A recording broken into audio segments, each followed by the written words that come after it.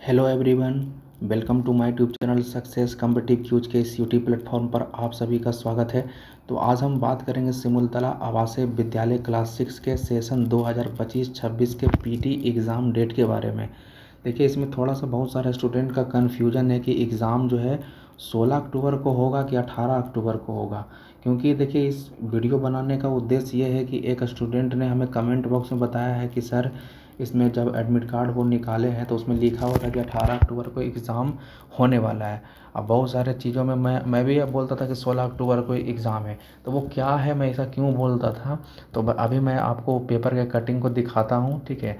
वो किसी का कटिंग है, ठीक है, तो वहाँ पर मैं आपको दिखाता हूँ, वहाँ से आपका क्लियर हो जाएगा। तो यहाँ पर हम दो चीज़ के बारे में बात करेंगे। सबसे पहले ये एग्ज़ाम जो है, ठीक है, इसका जो ये एग्ज़ाम है, एग्ज़ाम 16 अक्टूबर को है या 18 अक्टूबर का। दूसरा चीज़ हम लोग बात करेंगे कि क्या है मामला और अंतिम रणनीति क्या होना चाहिए। मतलब देखिए, आपका एग्ज़ाम में कम समय है। अब कम समय है तो लास्ट में स्मार्ट वर्क आपको करना पड़ेगा, ठीक है।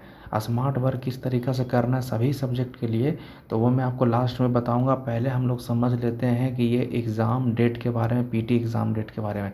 देखिए, ये बात तो कन्फर्म है कि एग्ज़ाम आपका 18 अक्टूबर को ही होगा, ठीक है। 18 अक्टूबर 2024 को इसका एग्ज़ाम होगा। अब 16 अक्टूबर का क्या है मामला, तो मैं आपको दिखाता हूँ कि 16 अक्टूबर को क्या है। यहाँ पर थोड़ा सा आप ध्यान दीजिएगा। हम लोग एडमिट कार्ड के सेक्शन में जाते हैं। सिमुलतला का जो है यहाँ पर हम लोग, और यहाँ पर थोड़ा सा ध्यान से देखिएगा। यहाँ पर क्या लिखा हुआ है, यहाँ पर देखिए, प्री एग्ज़ाम डेट 18 अक्टूबर, ठीक है। तो आपका एग्ज़ाम जो होगा वो 18 अक्टूबर को ही होगा। थोड़ा सा हम लोग और स्क्रॉल डाउन थोड़ा सा करते हैं।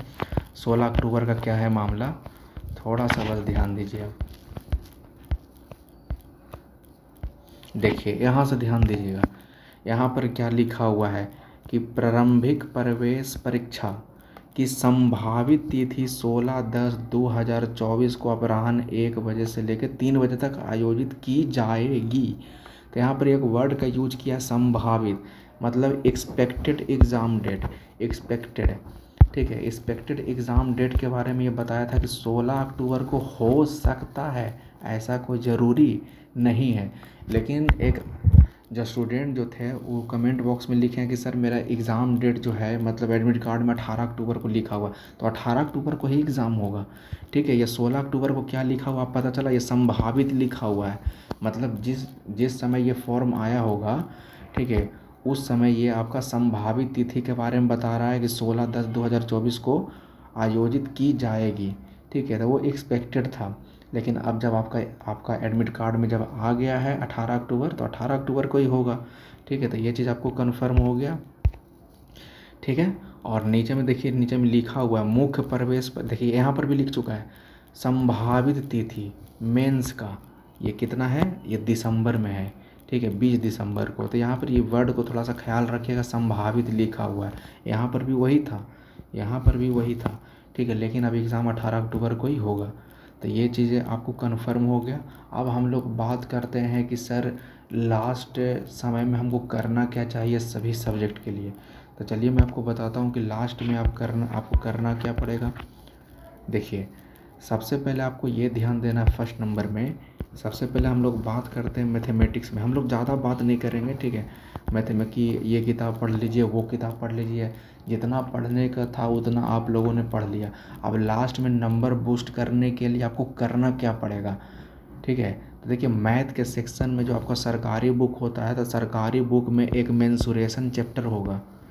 मेंसुरेशन जिसे हम क्षेत्रमिति बोलते हैं, ठीक है, जिसमें आयत वर्ग ये सब पढ़ना है।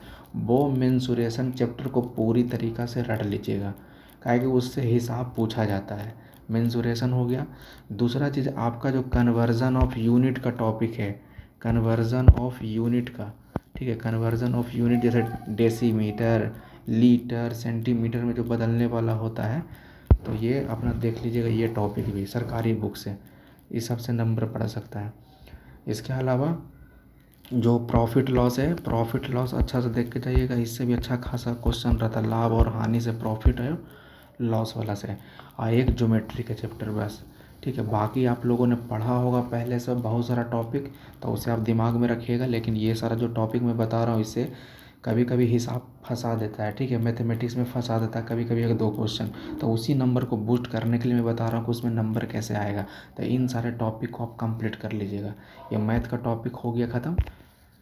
इसके बाद हम लोग बात कर लेते हैं इंग्लिश का। तो इंग्लिश में तो एक सरकारी बुक का कहानी हो गया स्टोरी वाला, तो वह स्टोरी तो आपको पूरा तरीक़े से पता होना चाहिए। उसी सरकारी बुक में ग्रामर का भी बहुत सारा सेक्शन दिया हुआ है। ग्रामर का बहुत सारा सेक्शन दिया हुआ सरकारी बुक में, सारा का सारा ग्रामर आप याद कर लीजिएगा, ठीक है। उससे बहुत अच्छा खासा क्वेश्चन पूछा जाता है, ठीक है। इसके अलावा अगर आप लोगों ने बहुत सारा ग्रामर पहले से भी पढ़ लिया है तो वो तो आपको रखना ही रखना है, लेकिन ये दोनों चीज़ को ख्याल रखिएगा, इससे नंबर बूस्ट होगा, ठीक है। इंग्लिश का काम ख़त्म हो गया। अब हम लोग आगे बढ़ते हैं। अब हिंदी के सेक्टर में क्या करना है, तो सबसे पहले तो आपका जो गवर्नमेंट बुक है, सरकारी किताब है, उसका कहानी आपको पूरा पता होना चाहिए। इसके अलावा इंग्लिश ग्रामर का जो पोर्शन है, जहाँ जहाँ से ज़्यादा क्वेश्चन पूछता है और जहाँ से क्वेश्चन फंसाता भी है, एक सबसे पहले आप सर्वनाम का टॉपिक क्लियर कर लीजिएगा, ठीक है। एग्जाम्पल पूछेगा कि ये जो एग्जाम्पल जो है किसका उदाहरण है, निजवाचक सर्वनाम का है या निश्चयवाचक है, किसका है वो पूछेगा। एक विशेषण का टॉपिक आपको कंप्लीट कर लेना है। एक वाक्य का कर लेना, वाक्य से भी पूछता है, सरल वाक्य, संयुक्त वाक्य, इस तरह से, ठीक है। और मैं बता रहा हूँ आप क्या क्या करिएगा इसमें।